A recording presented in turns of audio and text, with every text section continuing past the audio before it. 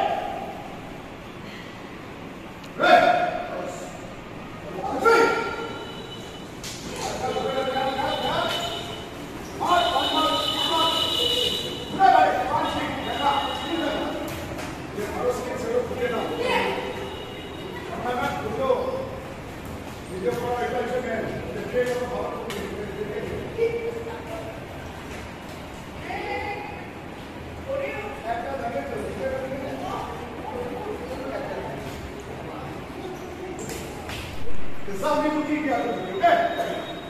Ice! Yeah! Let it! Yeah! Some! Yeah! Flip! Yeah! Attempt! Ice! Yeah! Let it! Yeah!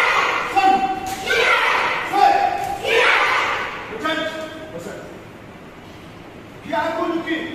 You're never let my own say it. It's on a play!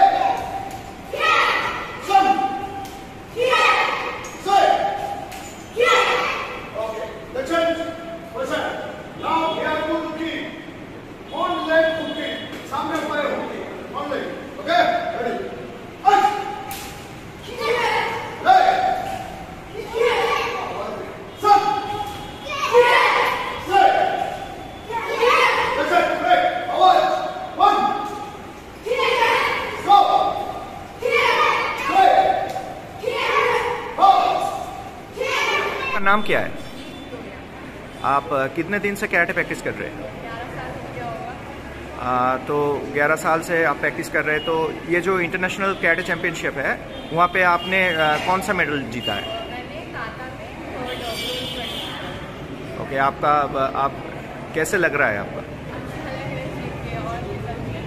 हाँ, तो जो आप जो karate सीख रहे हैं किस लिए सीख रहे हैं?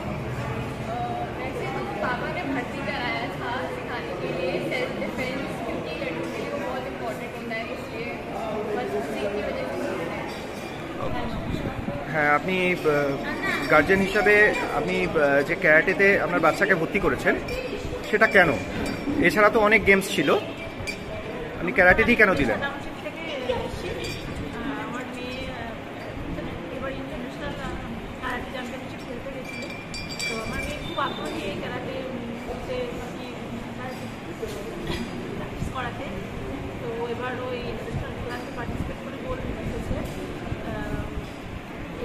দেওয়া যাতে ফিট থাকে এবং সেলফ ডিফেন্স নিজেই খুব অ্যাক্টিভ থাকে, যাতে কোনো রকম সমস্যার যাতে না ফেস করতে হয়, নিজে যেন নিজেকে রক্ষা করতে হয়। সেই কারণে বিশেষ আগ্রহী হয়ে ক্যারাটে। আজকে এই অনুষ্ঠানে এসে আপনার কেমন লাগছে? খুব ভালো লাগছে এবং সকল অভিযানকে দেখেও খুব আপ্লুত, খুবই ভালো লাগছে। এবং আমি আমার চেনা জানি যাকেই পাবো মনে হয় যে একটা ক্যারাটেতে অংশগ্রহণ করতে করাটা খুবই ভালো হবে। আমি সবাইকে আগ্রহী যাতে ইন্টারেস্টেড হয় সেরকম কথাই বলবো। ধন্যবাদ। আমি চাইবো যে আমার বাচ্চা আরও ভালো খেলুক এবং সকল মেয়েদের জন্য অনেক শুভেচ্ছা, অভিনন্দন এবং সবাই যাতে ভবিষ্যতে আরও ভালো করে, ভালো খেলে সেই আশা করি। আজকে এটা একটা সম্বোধনা অনুষ্ঠান। এই অনুষ্ঠানটা পরিচালনা করছে দ্য মার্শাল আর্টস একাডেমি। সম্প্রতি 26, 27, 28 জুলাই কলকাতার নেতাজি স্টেডিয়ামে অনুষ্ঠিত হলো 8 ইন্টারন্যাশনাল ক্যারাটে চ্যাম্পিয়নশিপ। তো ওয়ার্ল্ড ক্যারেটে ফেডারেশনের জাজ ঝান্সি প্রেমজিৎসেনের তত্ত্বাবধানে এই প্রতিযোগিতা হয়েছিল। তো এখানে টোটাল ইন্ডিয়া ছাড়া মানে আমাদের ভারতবর্ষ ছাড়া এখান থেকে বাংলাদেশ, নেপাল, ভুটান, শ্রীলঙ্কা, ওমান, ইন্দোনেশিয়া এবং মালয়েশিয়া থেকে টোটাল 6,500 প্রতিযোগী অংশগ্রহণ করেছে।